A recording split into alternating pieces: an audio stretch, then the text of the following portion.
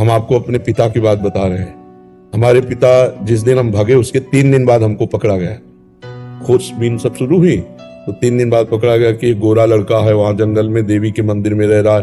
तो पहले बड़े भाई आए तो उनको तो कठोर शब्दों से कह के, बहुत विवेक प्रवीण था, बचपन में भी बहुत विवेक प्रवीण था, मतलब प्रवीण ना होता तो संसार की यात्रा काटते हुए भगवान ऐसे कैसे लाते। तो जब पिताजी आए तब हम मिल गए, क्योंकि वो एक कठोर स्वभाव के और बहुत धर्मात्मा पुरुष थे।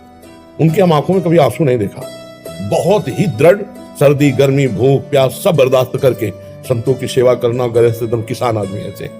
तो जब वो आए तो हमारे मन में आया कि मारेंगे अगर हम आंख खुलेंगे, बात करेंगे तो उत्तर हमारा मानेंगे नहीं है, और इनकी हम अवहेलना कर नहीं सकते। तो आंख मूंद के बैठ गए। जो ही देखा पिताजी आ रहे तो आंख मूंद के बैठ। वो नजदीक आए अपने स्वभावश, उठ खड़ा हो, नहीं खड़े, खड़ा हो, नहीं खड़े। तीसरी बार का आप खड़ा हो जा, तो हमें लगा डंडा पड़ेगा चौथी बार तो खड़े हो गए, बच्चे ही थे, खड़े हो गए। तो चाचा जी वगैरह उनको बड़े भैया कहते थे, तो हम भी पिताजी नहीं कहते थे, हम भी बड़े भैया कहते थे। तो हम कहा बड़े भैया आपसे एक प्रार्थना करें। उनका बताओ। हम कहा ये जिंदगी भगवान के नाम है, आप चाहे काट डालो ना घर जाएंगे ना आपकी बात मानेंगे। तो हम उनकी कृपा की बात बता रहे। एकदम चैप्टर बदल गया, जैसे भगवान की कृपा ना। तो उनका सच्ची, हम कहा आपसे सच्ची बात करें, घर नहीं जाओगे करना, कभी जिंदगी में ब्याह नहीं करोगे करना। बोले खड़े हो जाओ, खड़े हो जाओ। ऐसे छाती से लगाया, कहा राम राम राम, 3 बार ऐसे छाती से कहा राम राम राम, ऐसे कहा।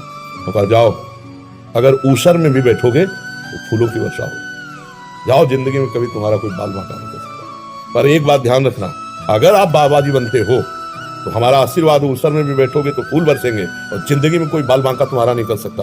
और अगर कहीं किसी की बहन बेटी देखी तो फिर, तो हम कहा जिंदगी में आप इस बात को कभी नहीं सुनोगे।